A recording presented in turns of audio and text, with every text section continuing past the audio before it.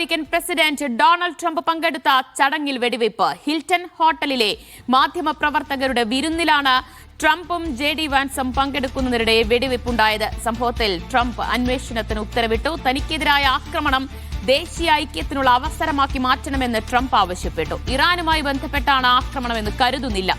കാലിഫോർണിയയിൽ നിന്നുള്ള യുവാവാണ് വെടിവയ്പ്പിന് പിന്നിൽ. അപകടകരമായ തൊഴിൽ മേഖലയാണ് തന്റേത് എന്നും വൈറ്റ് ഹൌസിലെ വാർത്താ സമ്മേളനത്തിൽ ട്രംപ് പറഞ്ഞു. ഇന്റർനാഷണൽ ഡെസ്കിൽ നിന്ന് BK സുഹൈൽ വിവരങ്ങൾ നൽകും. സുഹൈൽ, അമേരിക്ക ഒന്നാകെ അല്ലെങ്കിൽ ലോകത്തെ ഒന്നാകെ തന്നെ ഞെട്ടിച്ച സംഭവമായിരുന്നു ട്രംപ് പങ്കെടുത്ത പരിപാടിയിൽ വെടിവയ്പുണ്ടായി എന്നത്. ഇവിടെ ട്രംപിനെ കൊലപ്പെടുത്തുക ലക്ഷ്യമിട്ട് തന്നെയായിരുന്നു അക്രമി എത്തിയത്. എന്താണ് ഇപ്പോൾ ഈ ആക്രമണവുമായി ബന്ധപ്പെട്ട് നമുക്ക് ലഭ്യമാകുന്ന വിവരങ്ങൾ? ദിവ്യ, അമേരിക്ക ഒന്നാകെ ഞെട്ടിത്തരിച്ച സംഭവം. ആരാണ് പ്രതി എന്നുള്ളതായിരുന്നു സ്വാഭാവികമായും എല്ലാവർക്കും അറിയേണ്ട ഒരു കാര്യം. ഡൊണാൾഡ് ട്രംപ് തന്നെ അദ്ദേഹത്തിൻ്റെ ട്രൂത്ത് സോഷ്യലിലൂടെ പ്രതിയുടെ ചിത്രം പുറത്തുവിടുകയുണ്ടായി. ഇനി അക്കാര്യത്തിൽ ഒരു സംശയം ഇല്ലാതിരിക്കാനാണ് താനിത് പുറത്തുവിടുന്നത് എന്നതടക്കം പറഞ്ഞുകൊണ്ടായിരുന്നു ട്രൂത്ത് സോഷ്യലിലൂടെ ട്രംപ് ഈ വിവരം പുറത്തുവിട്ടത്.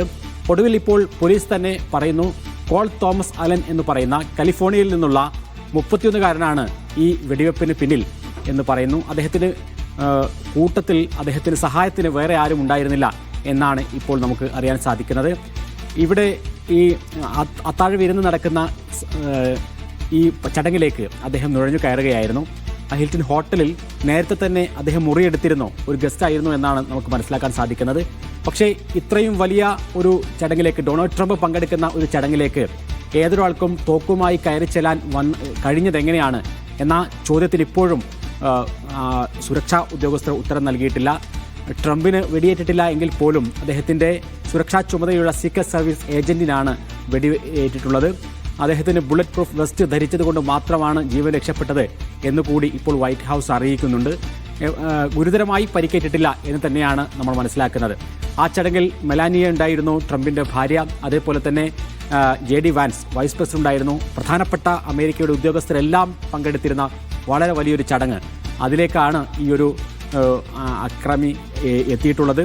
അദ്ദേഹത്തെക്കുറിച്ചുള്ള വിവരങ്ങൾ ഇപ്പോൾ പുറത്തു വരുന്നുണ്ട്. അദ്ദേഹം കാലിഫോർണിയയിലെ ഒരു സ്കൂൾ അധ്യാപകനായിരുന്നു എന്നാണ് നമുക്ക് മനസ്സിലാക്കാൻ സാധിക്കുന്നത്. ആ സ്കൂളുമായി ബന്ധപ്പെട്ടുകൊണ്ട് മാധ്യമങ്ങളെല്ലാം ബന്ധപ്പെട്ടെങ്കിൽ അദ്ദേഹത്തിന്റെ കൂടുതൽ വിശദാംശങ്ങൾ ഇപ്പോഴും അവർക്ക് കിട്ടിയിട്ടില്ല. എന്താണ് ഇതിന്റെ മോട്ടീവ് എന്നുള്ളതാണ് ഏറ്റവും പ്രധാനപ്പെട്ട കാര്യം. ഇത്തരത്തിലുള്ള സംഭവങ്ങൾ അമേരിക്കയിൽ പതിവായിരുന്നു. സ്കൂളിൽ വെടിവയ്പുണ്ടാവുക, മറ്റു പൊതുസ്ഥലങ്ങളിൽ വെടിവയ്പുണ്ടാവുക, ആളുകൾ കൊല്ലപ്പെടുക. പക്ഷേ ഇത് ഉണ്ടായിരിക്കുന്നത് അമേരിക്കൻ പ്രസിഡന്റ് ഡൊണാൾഡ് ട്രംപ് പങ്കെടുത്ത വേദിയിലാണ്. അപ്പോൾ ഈ ആക്രമണത്തിന് വലിയ മാനങ്ങളുണ്ട് എന്ന് തന്നെയാണ്. ഇനിയിപ്പോൾ അന്വേഷണം നടത്തി എന്താണ് ഇതിന് പിന്നിൽ എന്നത് വ്യക്തമാകേണ്ടതുണ്ട്. അമേരിക്കയിൽ വെടിവെപ്പ് ഒരു പുതിയ സംഭവമല്ല എന്ന് നമുക്കറിയാം. നമ്മുടെ നാട്ടിലെല്ലാം ആക്സിഡന്റ് നടക്കുന്നത് പോലെ തന്നെ അവിടെ എല്ലാ ഇടങ്ങളിലും വെടിവെപ്പ് നടക്കും. കാരണം പ്രായപൂർത്തിയായ ഏതൊരു വ്യക്തിക്കും തോക്ക് ലൈസൻസ് ലഭിക്കുന്ന, ഓട്ടോമാറ്റിക്കായി ലഭിക്കുന്ന ഒരു രാജ്യമാണ് അമേരിക്ക എന്ന് നമുക്കറിയാം. അവർക്ക് 18 വയസ്സുള്ള ഏതൊരാൾക്കും പോയി തോക്ക് കടയിൽ പോയി തോക്ക് വാങ്ങി പോരാൻ പറ്റാവുന്ന സാഹചര്യമാണ്, നിയമമാണ് അവിടെയുള്ളത്. പക്ഷേ ഇത് അമേരിക്കൻ പ്രസിഡന്റിൻ്റെ ഔദ്യോഗികമായ ചടങ്ങിലേക്ക് ഈ അക്രമി എത്തുന്നു എന്നുള്ളതാണ് ഇതിൽ ഏറ്റവും പ്രധാനപ്പെട്ട കാര്യം. എന്താണ് ഈ ഒരു അക്രമത്തിന് പിന്നിൽ?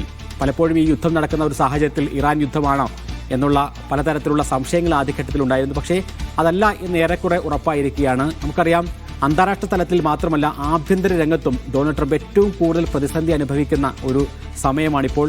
ട്രംപിൻ്റെ റേറ്റിംഗ് എന്ന് പറയുന്നത് വളരെ താഴ്ന്ന് 20ൻ്റെയും താഴോട്ട് പോയ ഒരു സാഹചര്യമാണ്. ആഭ്യന്തരമായിട്ടുള്ള സാമ്പത്തിക പ്രശ്നങ്ങളുണ്ട്. അതേപോലെ തന്നെ കുടിയേറ്റം വലിയൊരു പ്രതിസന്ധിയായി നിലനിൽക്കുന്നുണ്ട്. ഇങ്ങനെയൊക്കെയുള്ള നിരവധി പ്രശ്നങ്ങൾ നിലനിൽക്കുമ്പോഴാണ് യഥാർത്ഥത്തിൽ ട്രംപിന് വെടിയേൽക്കുന്നത്.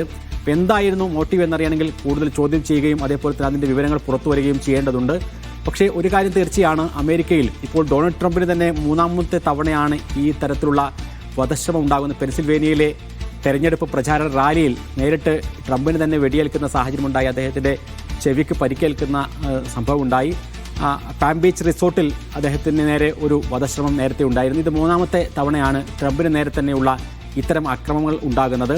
സ്വാഭാവികമായും അമേരിക്കയിൽ മുൻ പ്രസിഡന്റുമാർ വെടിയേറ്റ് കൊല്ലപ്പെട്ടിട്ടുള്ള സാഹചര്യങ്ങളുണ്ട്. അതിൻ്റെയൊക്കെ പശ്ചാത്തലത്തിൽ കൂടുതൽ കർക്കശമായിട്ടുള്ള സുരക്ഷാ ഉദ്യോഗസ്ഥരുമായി ബന്ധപ്പെട്ടുകൊണ്ട് കൂടുതൽ ചർച്ചകൾ ഇപ്പോൾ നടക്കുകയാണ്. എന്താണ് സംഭവിച്ചത് എന്ന് ആദ്യം അറിയേണ്ടതുണ്ട്. എങ്ങനെയാണ് ഈ വ്യക്തി ഇങ്ങോട്ട് കടന്നത് എന്നറിയേണ്ടതുണ്ട്. ഇനി വരും ഭാവിയിൽ ഇത്തരത്തിലുള്ള അക്രമങ്ങൾ ഇല്ലാതിരിക്കാൻ എന്ത് നടപടികൾ സ്വീകരിക്കാൻ പറ്റും എന്നുള്ള കാര്യത്തിലെല്ലാം വൈറ്റ് ഹൗസുമായി ബന്ധപ്പെട്ടുകൊണ്ട് വളരെ തിരക്കിട്ട ചർച്ചകൾ ഇപ്പോൾ നടക്കുകയാണ്. സുഹേൽ പറഞ്ഞതുപോലെ തന്നെ ട്രംപിനെ സംബന്ധിച്ചും ഈ ആക്രമണ ശ്രമം, കൊലപ്പെടുത്താനുള്ള ശ്രമം ഒന്നും പുതുമയുള്ള ഒരു കാര്യമല്ല. പക്ഷേ ഇപ്പോഴുണ്ടായിട്ടുള്ള ഈ ഒരു ആക്രമണത്തിന് പിന്നാലെ എന്താണ് ട്രംപിന്റെ പ്രതികരണം? ട്രംപിന്റെ നിർണായകമായിട്ടുള്ള പ്രതികരണം എന്ന് പറയുന്നത് നമുക്ക് ഈ ഒരു അവസരത്തെ ദേശീയ ഉത്ഗ്രഥനത്തിന് വേണ്ടിയുള്ള, ദേശീയ ഐക്യത്തിന് വേണ്ടിയുള്ള പ്രധാനപ്പെട്ട ഒരു അവസരമാക്കി മാറ്റിയെടുക്കാം എന്നുള്ളതാണ്. ട്രംപിന് അത് നിർണായകമാണ്. നേരത്തെ ഞാൻ സൂചിപ്പിച്ചതുപോലെ തന്നെ അമേരിക്കക്കുള്ളിൽ ട്രംപിനെതിരെ കടുത്ത വിമർശനങ്ങളും അതേപോലെ തന്നെ അതൃപ്തിയും പുകയുന്ന ഒരു ഘട്ടത്തിൽ ഇത്തരമൊരു ആക്രമണം ഉണ്ടാകുമ്പോൾ ആളുകളെല്ലാം ട്രംപിന്റെ കൂടെ നിൽക്കും എന്നുള്ള ഒരു പ്രതീക്ഷ ട്രംപിനെ സംബന്ധിച്ചിടത്തോളം ഉണ്ട്.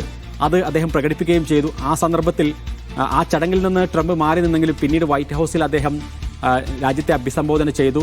ഈ അക്രമത്തിന് പിന്നിൽ പ്രവർത്തിച്ചവരെ കണ്ടെത്തും. അതേപോലെ തന്നെ ഈ ഒരു സംഭവത്തെ ദേശീയ ഉത്ഗ്രഥനത്തിന് വേണ്ടിയുള്ള, ദേശീയ ഐക്യത്തിന് വേണ്ടിയുള്ള എല്ലാവരും ഒന്നിച്ചു ചേർന്നുകൊണ്ട് മേക്ക് അമേരിക്ക ഗ്രേറ്റ് അഗൈൻ എന്ന മുദ്രാവാക്യത്തിന് വേണ്ടിയുള്ള, അമേരിക്കയ്ക്ക് വേണ്ടി ഈ ജനത ഒന്നാകെ നിൽക്കുന്ന ഒരു സന്ദർഭമാക്കി നമുക്ക് മാറ്റിയെടുക്കാം എന്നാണ് ഇപ്പോൾ ട്രംപ് പറയുന്നത്.